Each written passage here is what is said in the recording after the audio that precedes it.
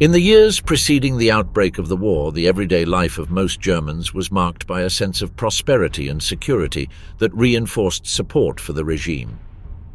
By 1939, at the height of Nazism, the common experience of citizens was one of political stability and visible material improvements.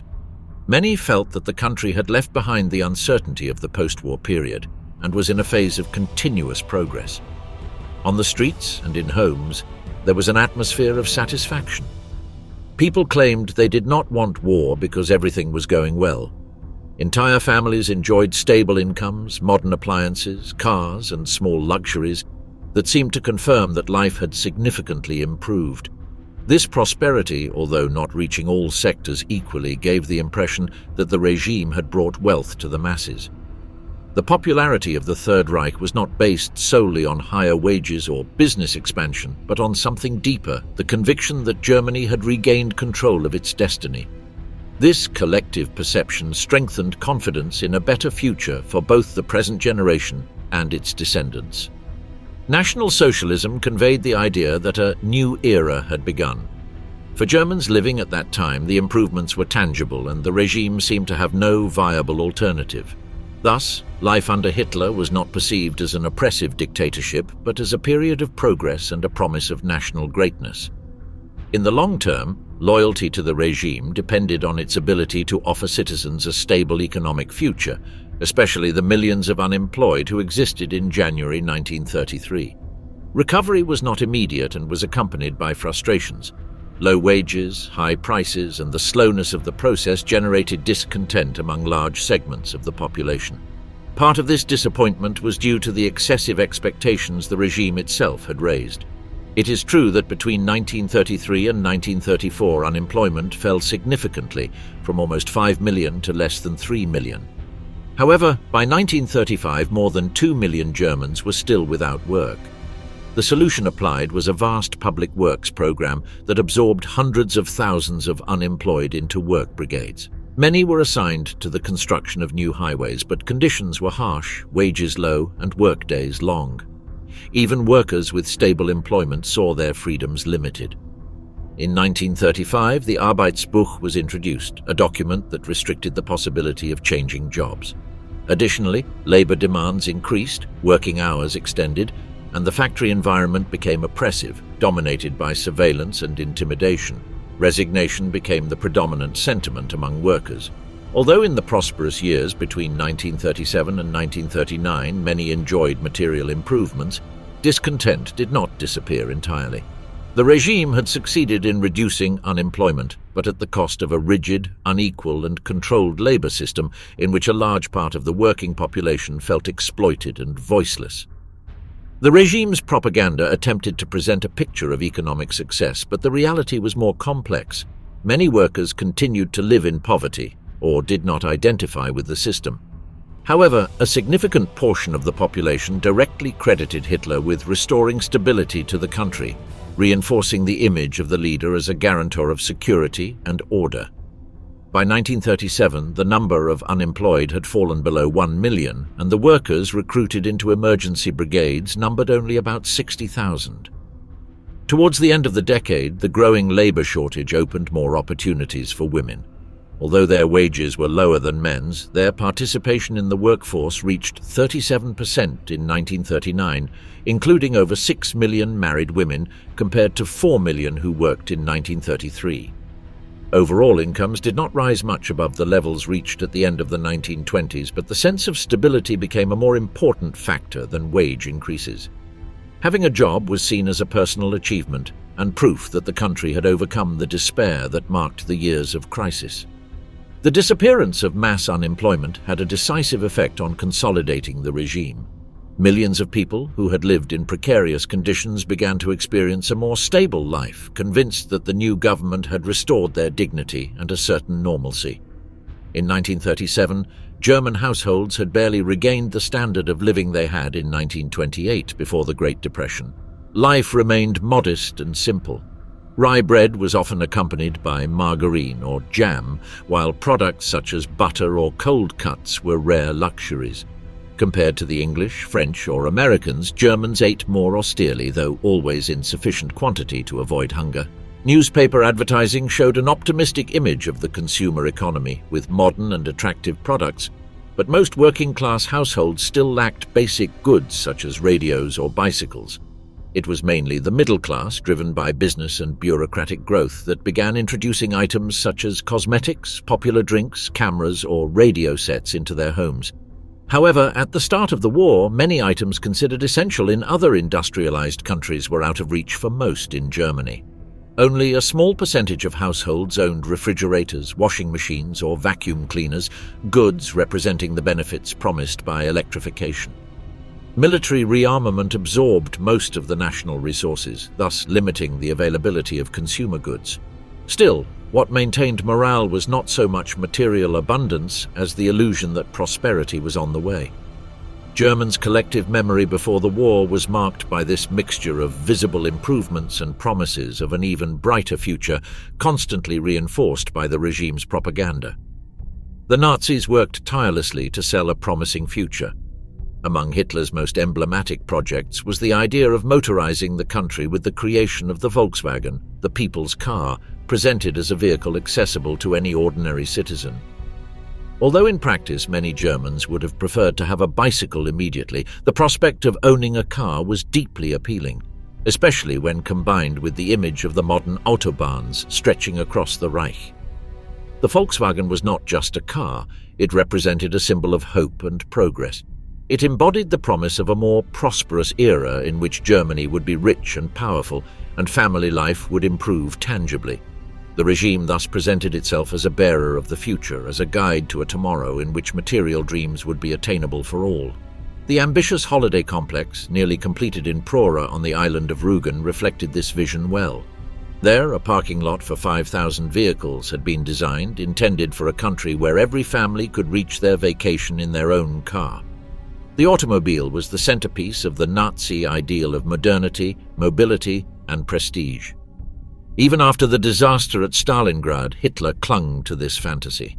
He imagined a peaceful and prosperous Reich in which Germany would produce 1 million Volkswagens each year, with highways taking drivers to the edges of Eastern Europe while conquered populations remained relegated to misery far from those great roads.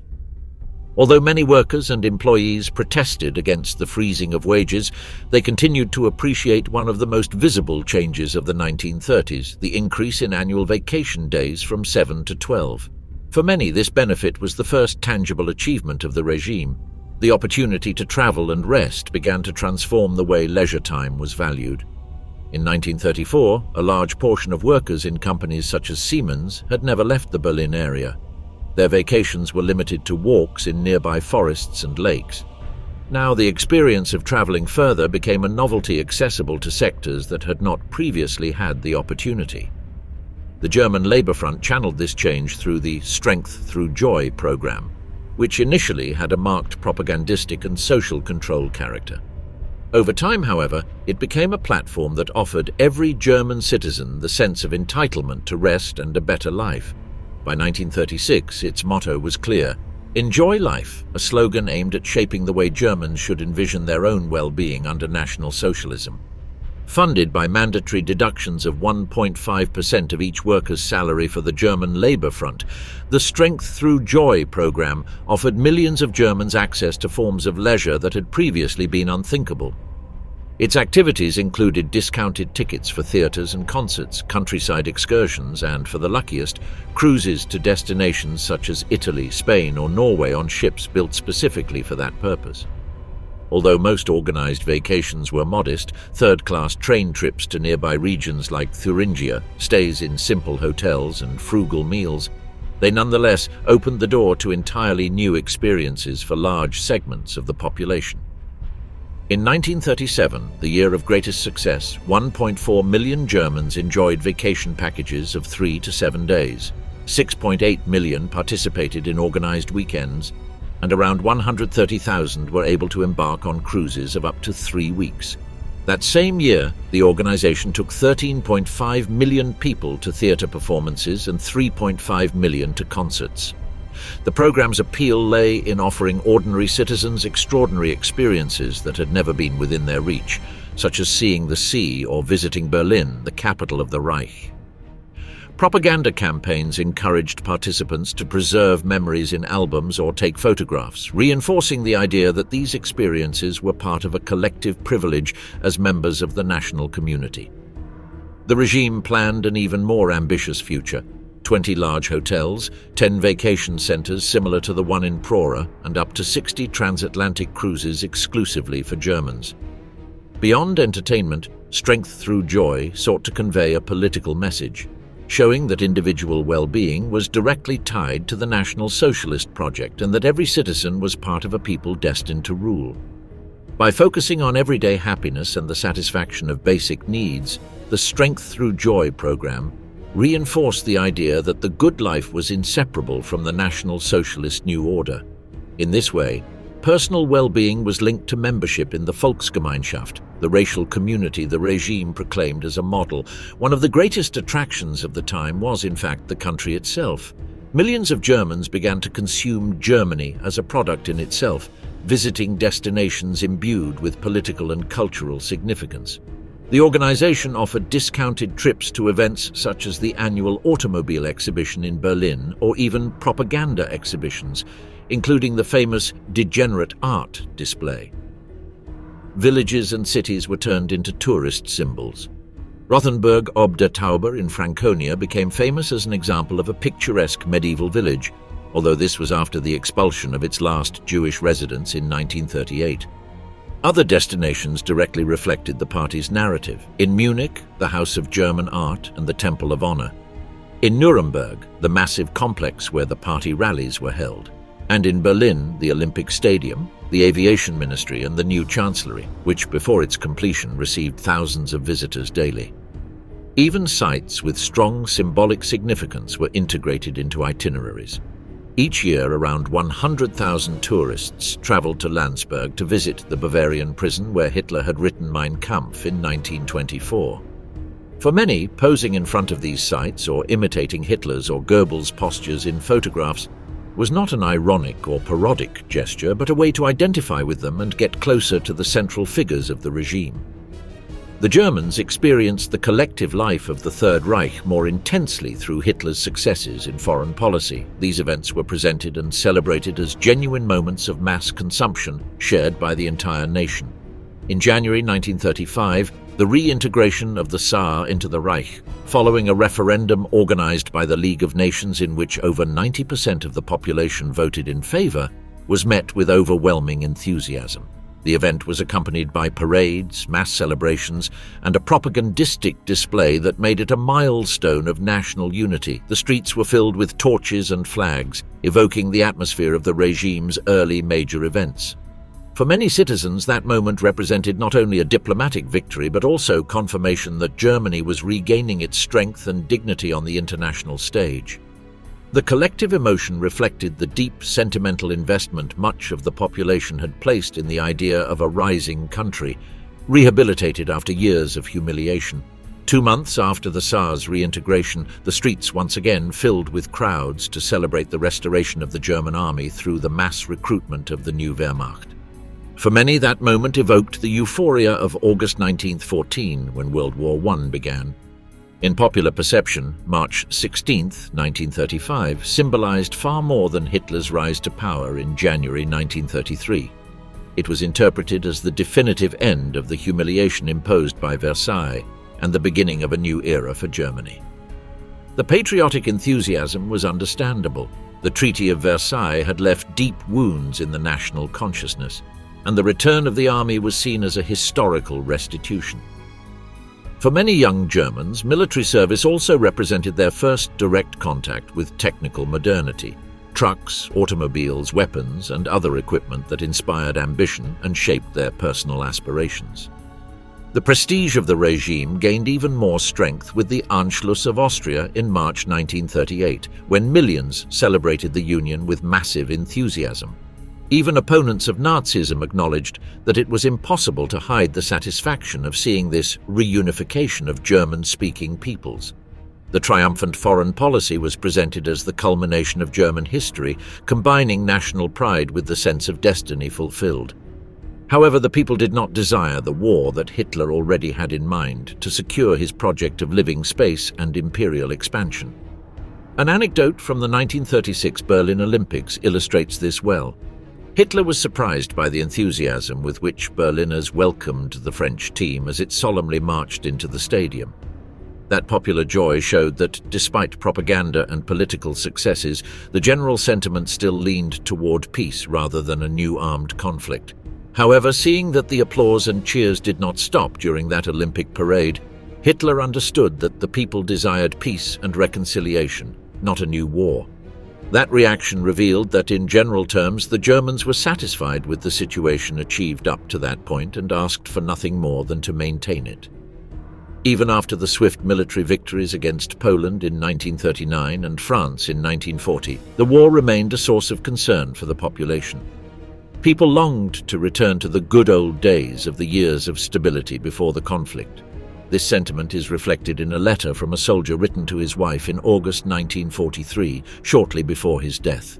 "If only we could return to the good old days, even once more. Why must we suffer this terrible war which has shattered our peaceful lives, destroyed our happiness, and reduced to nothing our hopes, both great and small, of having a home?"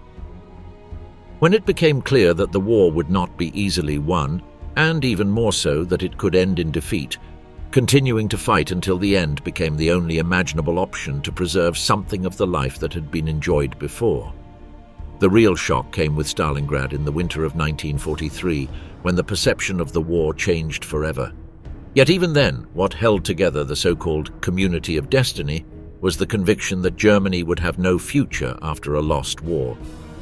The way the Germans faced the conflict was always marked by the memory of the previous years of peace, those they considered the best times of their recent lives.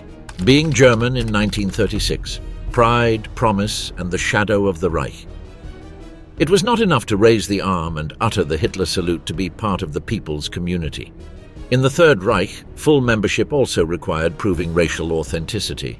Anyone who wanted to join a Nazi youth group, serve in the Wehrmacht, marry, or even participate in a strength through joy vacation had to demonstrate their Aryan identity.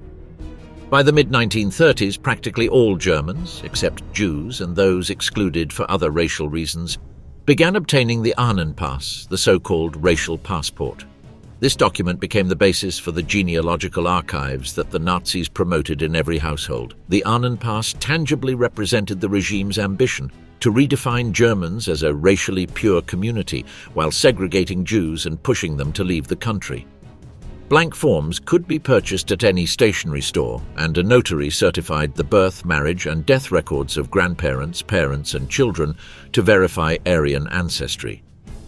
The Ahnenpass became the key tool for enforcing the Nuremberg race laws enacted in September 1935.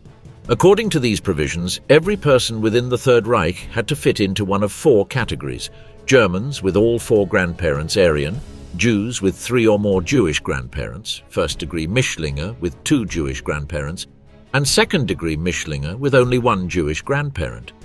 Marriage regulations reflected this rigid racial hierarchy. Marriages between Germans and Jews were completely prohibited, and the rules affecting mixed-race individuals were as complex as they were restrictive. This institutionalized an absolute separation between those considered fit for the community and those condemned to exclusion. The effect was devastating. While possessing an Aryan identity opened all doors to the future within the Reich, having Jewish ancestry meant losing fundamental rights, from citizenship to legal equality, sealing the fate of millions of people under a relentless system of discrimination. Most Germans were familiar with traditional family trees, where families organized their lineages from the most distant ancestors to current descendants. However, the ancestral table required to obtain the racial passport worked differently. Instead of expanding into the future, it was an inverted pyramid that started with the individual and traced backward in time to include all blood ancestors. Unlike the family tree, full of branches and variety, this table was distinguished by its mathematical rigidity and uniformity.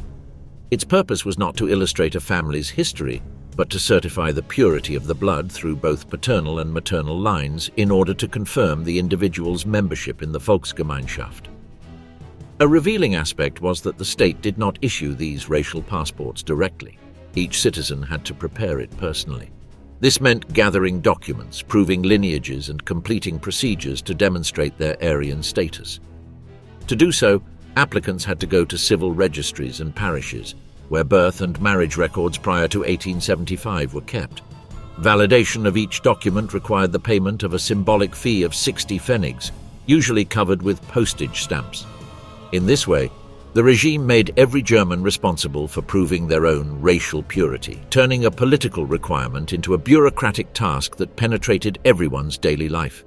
In the most complex cases, proving Aryan ancestry could become a genuine detective investigation.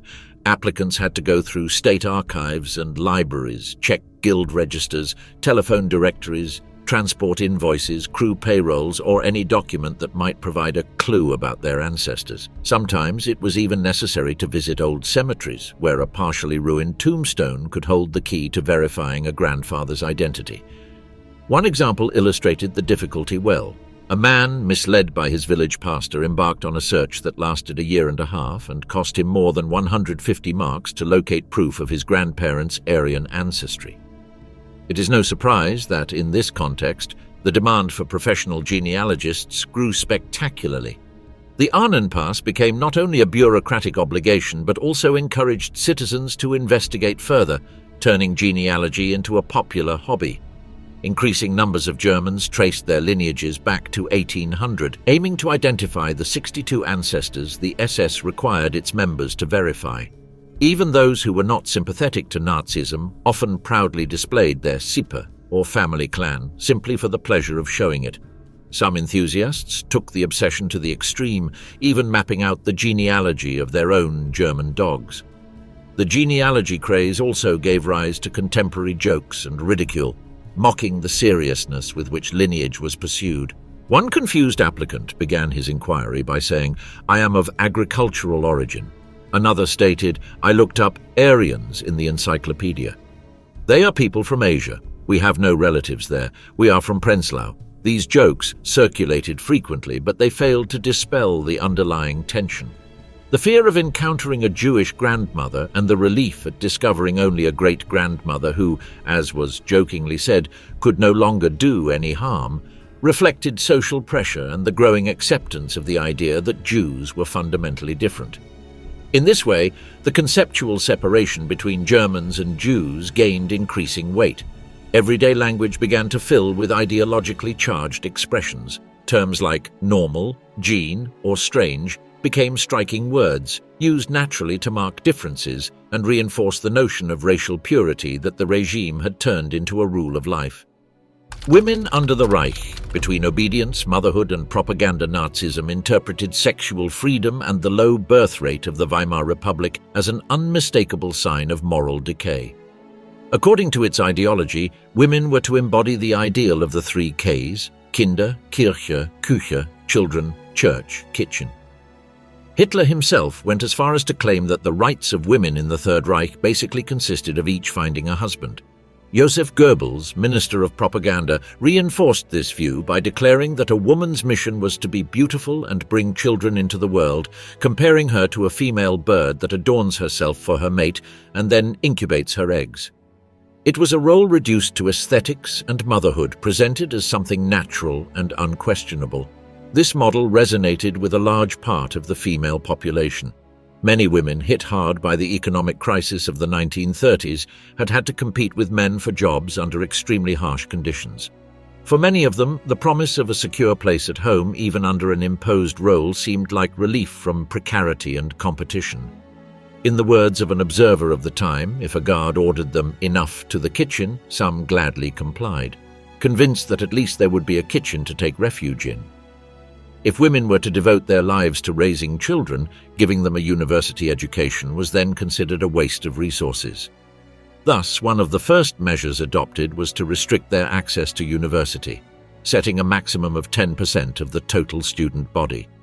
They were also forbidden to work as judges or prosecutors because they cannot think logically or reason objectively, being governed by their emotions.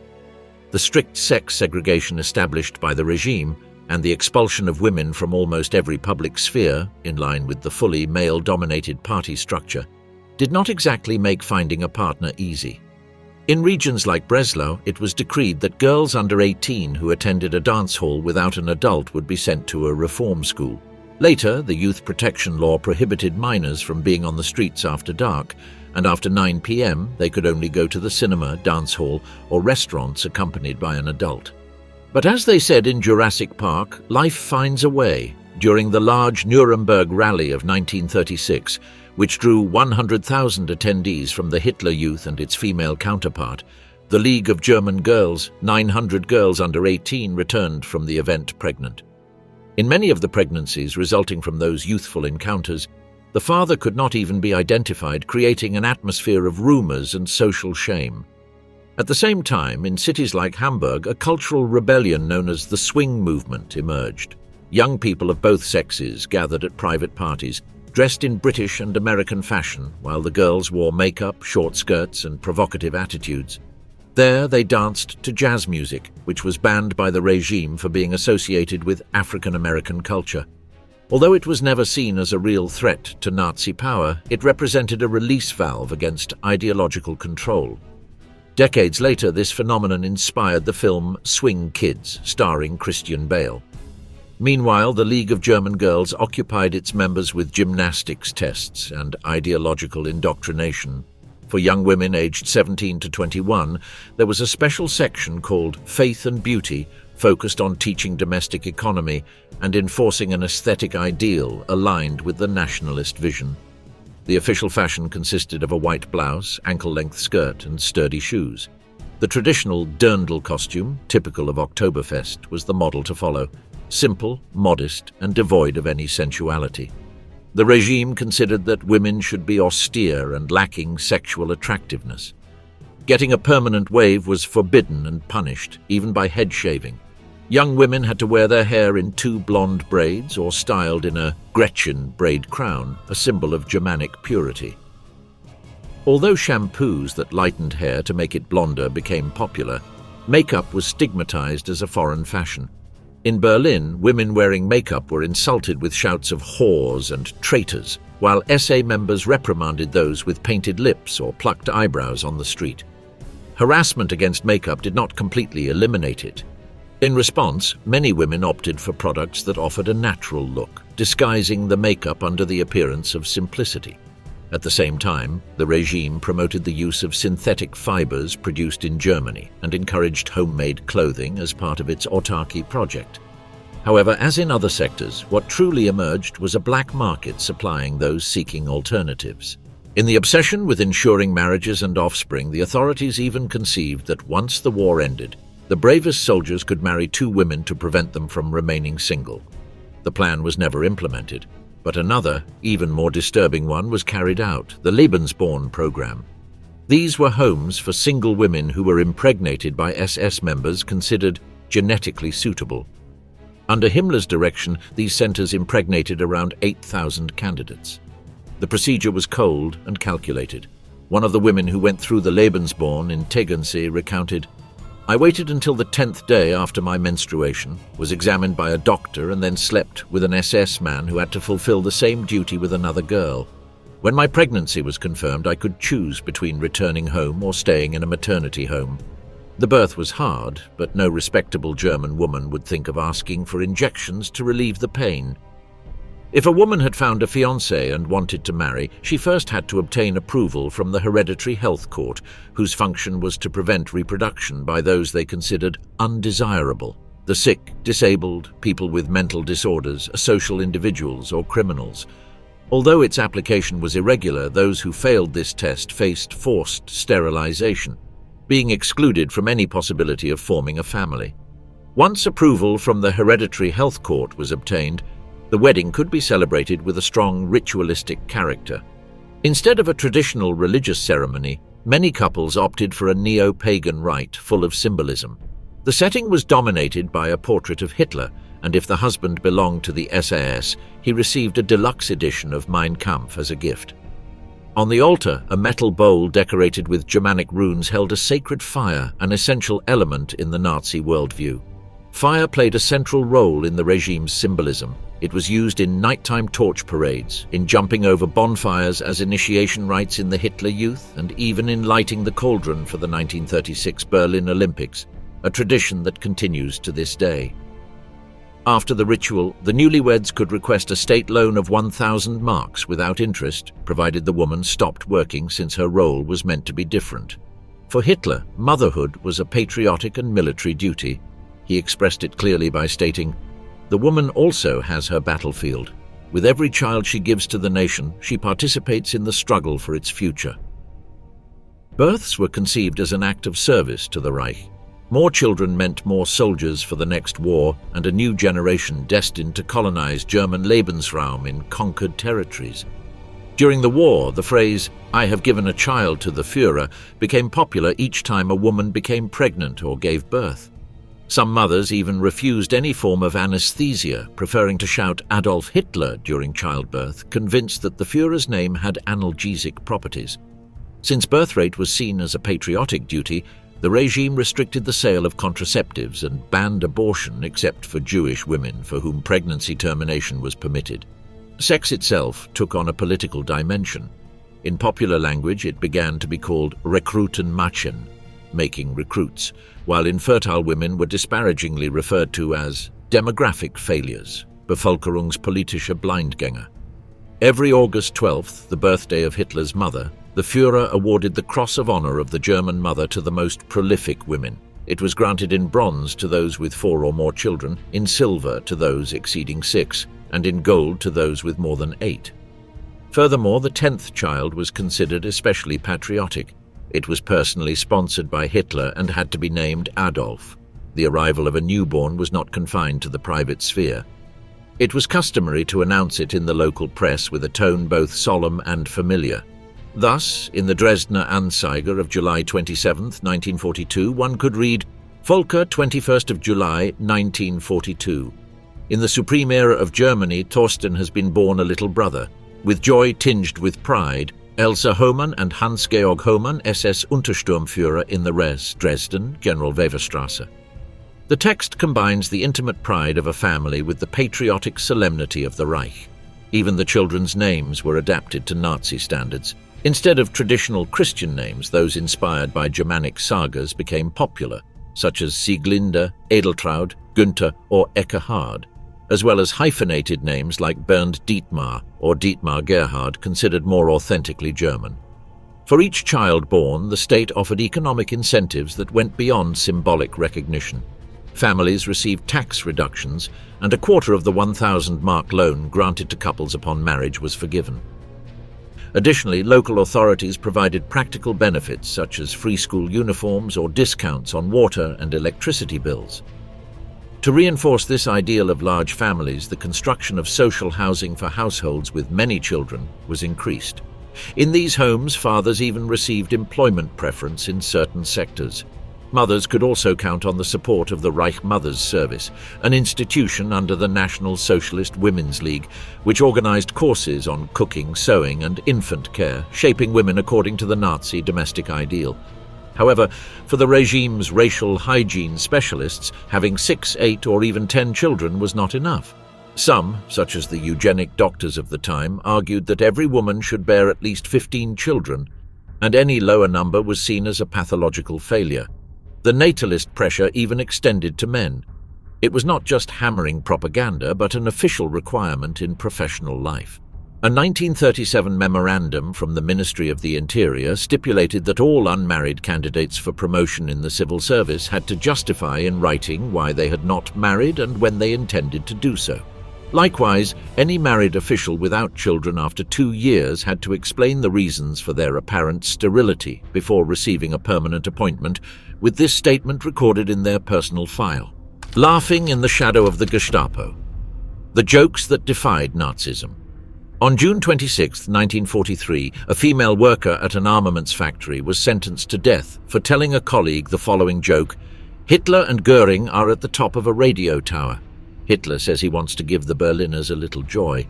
Göring replies, 'Then why don't we just jump from here?'" The regime did not tolerate this kind of humor. Since the law of December 20th, 1934, any comment that could be interpreted as mocking the party leaders or the regime was classified as a statement of hatred and therefore a crime. Moreover, the law against malicious rumors punished any critical expression, even minimal ones. Nevertheless, humor continued to circulate in Nazi Germany. According to surveys conducted after the war, about 27% of Cologne's residents, a figure likely reflective of the rest of the country, had told at least one illegal joke during the Third Reich. In 1937, a police officer acknowledged in a report that inventing and sharing political jokes had become a real plague. While admitting that many of these jokes were harmless and merely reflected a mood, he added that if their content was offensive, they could not be tolerated for security reasons. The fact that they were forbidden made them even more tempting. In a regime that had eliminated any real form of opposition, the joke became one of the few forms of everyday resistance. Additionally, Nazism's obsession with race, purity, and birth rates provided constant material for satire. An example of a joke from that era is, "How about we contribute a little to the perpetuation of the race, Roswitha?" "Not so fast, darling. Remember that Grandpa had diabetes." The figure most ridiculed by jokes and mockery of the time was undoubtedly Joseph Goebbels. His constant presence in newspapers and on the radio, combined with his short stature, limp and continuous extramarital affairs, made him a perfect target for all kinds of biting remarks. The corruption permeating the regime, always inclined to favor party members, and later the hardships endured by the population as the war progressed, were also endured with doses of humor. Even the Nazis themselves developed a peculiar, macabre irony they called Zyklon B, sold in cans similar to preserves, Jewish food, or placed traffic signs with messages like dangerous curves. Jews may drive at 120 kilometers per hour nevertheless. Citizens soon learned to be cautious and to carefully gauge where and with whom they could joke.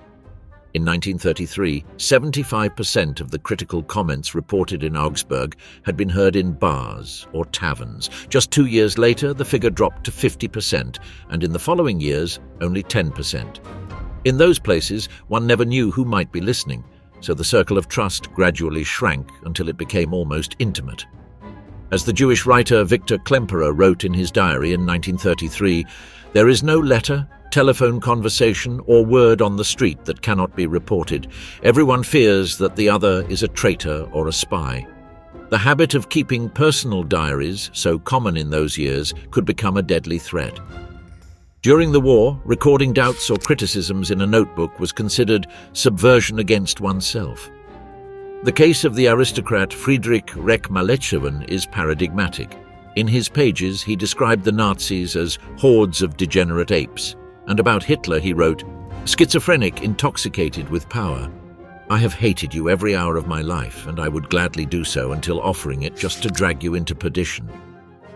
Aware of the danger, he hid his diary every night in some corner of the forest on his property. But he was eventually discovered, arrested, and sent to Dachau concentration camp, where he met his death. The fear of speaking freely was so deep that even among close friends, phrases of self-protection became routine. When saying goodbye after a conversation, many would jokingly say, "You've said a few things too," as a tacit reminder to remain silent. Another popular expression was the German glance, which involved quickly looking around before speaking to ensure no one was listening. It was an ironic play on the German salute, the obligatory Heil Hitler with an outstretched arm.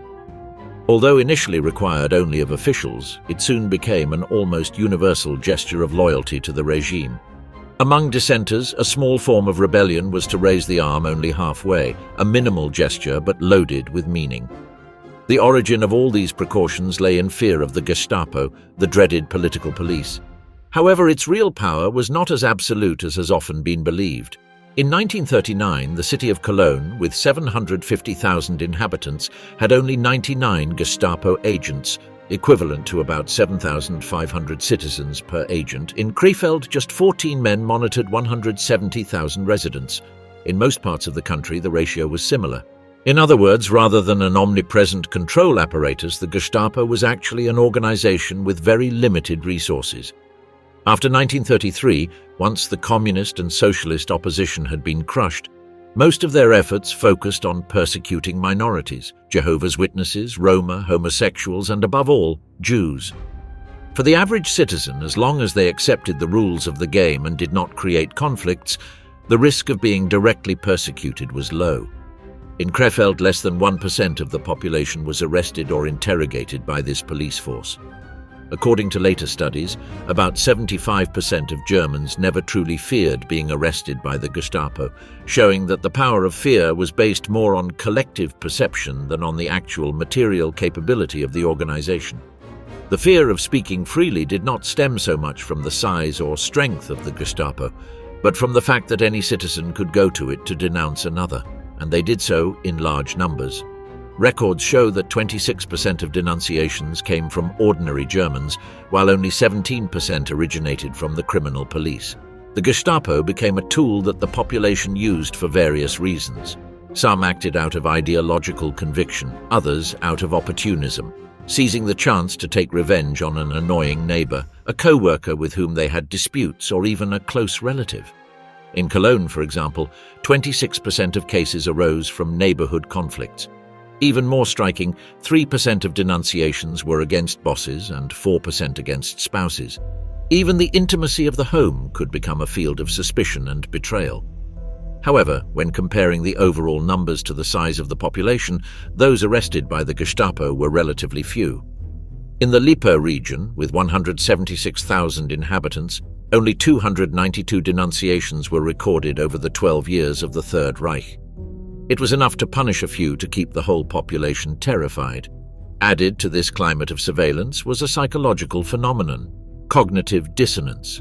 Living in a society saturated with Nazi symbols, slogans, and propaganda, surrounded by flags, rituals, and rules that infiltrated daily life, created an inner conflict for those who held opposing thoughts. Resisting not only involved risk, but also a mental strain that was difficult to maintain. For many, the easiest and safest course was to adapt, stay silent, and let themselves be carried along by their surroundings. During the autumn of 1944, traveling through cities and towns of the Reich, a growing sense of collective shame could be felt. It was not only a consequence of the military defeats the country had suffered, but also the echo of foreign radio broadcasts that harshly reported the fate of the Jews in Europe. That discomfort was often hidden or softened with defensive explanations. In private conversations, the idea that responsibility fell mainly on the party was repeatedly emphasized, drawing an artificial dividing line between different institutions. Organizations such as the security forces or the political police were described as the executors, while the Wehrmacht was placed on a separate plane, as if it were outside these crimes. This separation was an unsustainable construction, but it served to ease the conscience. Even before the conflict ended, German society already responded to questions about complicity with this argument. There were evil Nazis acting in the shadows and virtuous Germans who, according to this version, knew nothing or could do nothing. It was a narrative aimed at preserving the image of the ordinary citizen and reducing the scope of shared responsibility. Knowledge of the extermination was understood not only as an international accusation, but also as a direct attack on national identity. The revelation of these crimes challenged the pride and foundations of the community, forcing it to confront a truth that many preferred to deny or attribute to a supposedly small group of culprits. In those years of war, there was widespread knowledge of deportations, accompanied by direct testimonies of massacres committed against unarmed civilians in the East. The memory of the Holocaust was largely associated with reports of mass executions in combat zones. By the early 1940s, a large portion of the German population was aware of brutal facts: the inclusion of women and children among the victims, the procedure of forcing them to undress beside the pits, and the scale of massacres in places such as the Kiev ravine known as Babi Yar. It was also evident that ordinary people, integrated into the ranks of the Wehrmacht, participated in these operations. However, the lack of detailed information about camps like Auschwitz allowed many to interpret these massacres as isolated incidents, comparable to historical pogroms which, though destructive, did not take the form of a systematic plan of extermination. The idea that deported Jews could survive to some uncertain destination still remained a possibility. Outside Poland, even those who were persecuted tended to perceive these killings through the lens of pogroms, violent acts capable of erasing entire communities but not of extinguishing an entire civilization. The rumors circulating about the use of poisonous gas were vague and scattered, unable to replace the dominant image of shootings carried out in remote eastern lands. For many Germans, the horror was real, but it continued to be seen as fragmented, as a series of tragic events rather than as a machinery of extermination designed to eradicate an entire people. In wartime German society, the initial reaction of rejection to the deportation of Jewish neighbors gradually gave way to an increasingly abstract view of Jews as a homogeneous and threatening entity. This shift coincided with a period when military defeats and Allied bombings began to dominate everyday life and immediate concerns. The result was a growing indifference to the fate of those being persecuted. The hardships caused by the war from 1941 onward also opened the door to civilian participation in auctions of property seized from Jewish families. Many justified their involvement under the idea that they themselves were victims of a devastating conflict and that Jews, according to propaganda, represented a threat linked to that disaster. Thus, what initially could provoke resistance, the public capture of known neighbors, ended up over time being accepted or at least tolerated. The emotional wear of the air war, especially from 1943 onward, facilitated the assimilation of the harshest racial stereotypes of Nazism. The population progressively adopted the logic that the transfer of Jews was a necessary measure in times of crisis.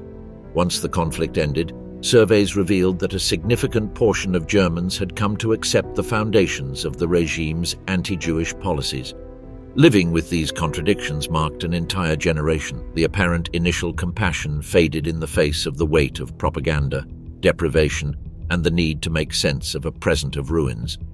In this way, indifference transformed into silent consent, cementing the social legitimacy of a project of exclusion that had already reached genocidal proportions. In the final years of the war, the logic of many Germans was caught in a spiral of justification and fear. The perception that the shootings of unarmed civilians constituted a crime was undeniable, and the possibility of defeat forced reflection on how these actions would be judged by the enemies. This awareness produced a clear conclusion. If Germany lost, the same punishments would fall on those who had executed or obeyed orders. This reasoning led the population and combatants to an even deeper commitment to victory. The idea of having burned the ships became an implicit slogan. There was no turning back, for retreat meant exposing oneself to punishment and public shame for the crimes committed. Propaganda skillfully exploited this fear, transforming it into fuel for resistance and desperate struggle. The extermination of the Jews, far from being an absolute secret, operated as a hidden engine that reinforced the determination not to yield. The message was clear: only victory guaranteed impunity. Thus, the knowledge of the Holocaust intertwined with the will to continue the war to the very end, becoming an element of forced cohesion. In this context, the struggle was not only for national survival, but also to escape the consequences of crimes whose magnitude could no longer be concealed. With the aim of preserving national history under the vision constructed by Nazism and to avoid a defeat similar to that of the First World War, the order was imposed to continue the fight without considering negotiations with the Soviet Union. The directive was clear: the armies had to resist at all costs. The result was a scenario in which defeat had to be portrayed with obstinacy, as if surrender itself could not be admitted. The price of that decision was millions of soldiers' and civilians' lives. Most of the population had not voluntarily chosen this epic designed by propaganda, but were swept along by it. When the situation became unbearable, many Germans surrendered. However, there were fanatical supporters of the regime who, unable to accept the collapse, committed suicide with their families in the final months of 1945. Before the definitive break with Nazi power occurred, society still maintained an inner struggle to remain loyal to the cause, which implied accepting the constant loss of soldiers on the front. Disasters, such as the catastrophe of Stalingrad or the bombings of Hamburg in 1943, struck not only the cities but also morale hard. Demoralization manifested as physical exhaustion, illness, inability to concentrate, and even suicides. The autumn of 1943 became a time of great desolation. The youth, who had been indoctrinated to trust in an unwavering victory, began to wonder if that promised end was even possible. The sacrifice seemed endless. Misfortunes came one after another, and yet the idea of accepting defeat remained unthinkable for many, trapped in the contradiction between the desire to end suffering and the impossibility of relinquishing the hope the regime had sown in them. The collapse at Stalingrad represented, for many Germans, a profound dilemma of faith and identity. The defeat evoked the spectre of 1918, and the idea of repeating the trauma of the First World War was unbearable. Amid despair, large segments of society preferred to cling to the continuity of the fight, rather than accept the definitive end of Germany as a nation defeated in 2 world wars. Over time, collective memory transformed that disaster. After 1945, Stalingrad ceased to be seen as the scene of a defeat caused by expansionist and genocidal policies and became a symbol of sacrifice and suffering. The army was presented as a force composed of ordinary men, soldiers who had endured hunger, wounds, and despair. The defeat made them martyrs, victims of the war, rather than participants in the crimes committed in the East. This reinterpretation of memory had a powerful effect. The army shifted in the collective imagination from guilty to redeemer, from a source of fear and hatred to an object of sympathy and compassion. The figure of the perpetrator dissolved into the image of the victim. Evidence of their involvement in the massacres of 1941, including episodes such as the mass killings in Kiev, was sidelined and overshadowed by the narrative of sacrifice at Stalingrad. It would take a long time before historiography firmly revisited the fundamental questions. How had that army reached the gates of the city on the Volga, and why had it done so imbued with systematic violence against entire populations as it advanced eastward? For the German population, the announcement of total war in February 1943 represented a decisive turn in official discourse. After the catastrophe at Stalingrad, propaganda sought to transform defeat into a new source of national energy. The message was clear. Defeat was possible, and the consequences would be devastating. For the enemy would apply to Germany what the Germans had inflicted on other peoples in Europe. The call for total war was presented not merely as a military effort, but as a transformation of daily life. People were urged to accept an austere existence, to forego comforts, and to mobilize the entire society. German women were to take their place in the war industry, resources were to be redirected to the front, and any resistance to sacrifice was labeled a threat to the community. The populist rhetoric of propaganda insisted that everyone shared the same fate, from the humblest to those in prominent positions. The unity of the people, their capacity for sacrifice, and the obligation to remain steadfast in the face of adversity were exalted. Again and again, listeners were asked to confirm their commitment, and the response was a deafening roar of approval. That moment reflected the effectiveness of ideological manipulation. Defeat was not recognized as such, but became an argument for even more radical mobilization. Society was persuaded that present suffering was the inevitable price to avoid an even darker fate, reinforcing the idea that only total devotion could ensure Germany's survival. By the summer of 1943, the air war had brought destruction directly to German homes. Massive bombings of cities such as Cologne and Hamburg made it clear that the front was no longer only in distant lands. However, the calculations of British and American strategists proved wrong. Indiscriminate attacks on urban centers neither paralyzed the economy nor immediately broke the population's morale. On the contrary, at first the devastation served to reinforce the Nazi propaganda message. The enemies sought the total annihilation of Germany. This narrative generated a temporary sense of cohesion in which suffering was understood as proof of national unity. While tens of thousands of Allied airmen lost their lives in the air campaign, civilian casualties in Germany exceeded 500,000, mostly women and children, especially in the final stages of the war. A US study conducted after the conflict confirmed that German morale remained surprisingly high for a long time, partly thanks to social assistance organized after each bombing. The regime knew how to capitalize on this resilience, presenting itself as a guarantor of order in the face of catastrophe. In fact, Hitler became convinced that the attacks had brought the people even closer to his cause, a perception that was for a time not entirely unfounded. Ultimately, however, the bombings did break the war economy and sowed the certainty that defeat was inevitable. This subsequent effect became the main justification for the air campaign. What the bombs did not achieve was to provoke an internal rebellion. The regime did not collapse from within. Meanwhile, everyday life left room even for irony. In Berlin, entirely destroyed neighborhoods were given biting nicknames. Charlottenburg became the City of Rags, and Steglitz, Nothing Standing. Professional comedians made a living satirizing the air war until they themselves were left without a stage or audience, also becoming victims of the destructive fire. In that context, the line between victim and collaborator was blurred.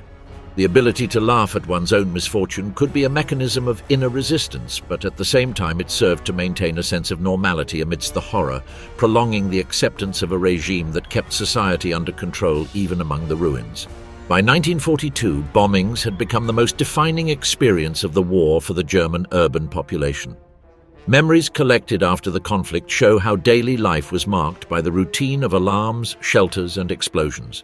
For many, the war is remembered almost exclusively from inside a basement or an air raid shelter. However, what was significant was not only the long hours under the bombs, but also how these experiences forged a sense of shared belonging. In the shelters, people bonded through conversations, rumors, the mixture of fear and relief after each attack, and the constant anticipation of the next one. Bonds were formed that transformed individual experience into a community of fate. Youth played a key role in this life among ruins. Very young soldiers in anti-aircraft batteries, municipal workers and volunteers kept both the military infrastructure and daily life organization in devastated cities functioning. This dedication was seen as a necessary virtue, a discipline that kept society cohesive under pressure. Cinema of the time also capitalized on this image. Productions such as Die große Liebe depicted the community that emerged in the shelters, where cooperation and solidarity among ordinary people contrasted with the figure of the bourgeois who refused to share space or give up comforts. In this propagandistic narrative, all of Germany was in the same boat, and each air raid shelter became a microcosm with its own jokes, rituals, and rules, making the wait between sirens and bombs more bearable. The expansion of total war from 1943 onwards caused an unprecedented level of destruction.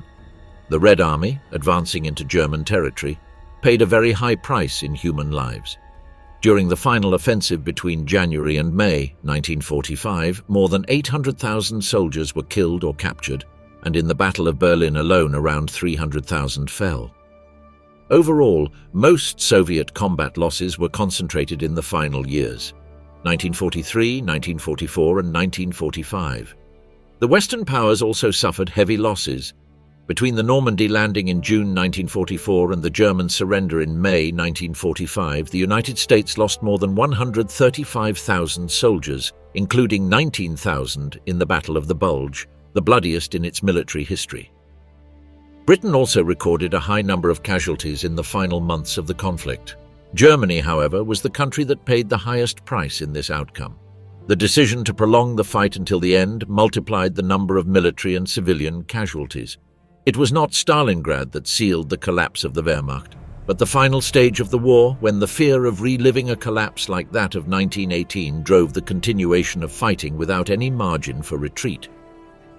Between July 20th, 1944 and May 8th, 1945, more German soldiers died than in all the previous 5 years of the war.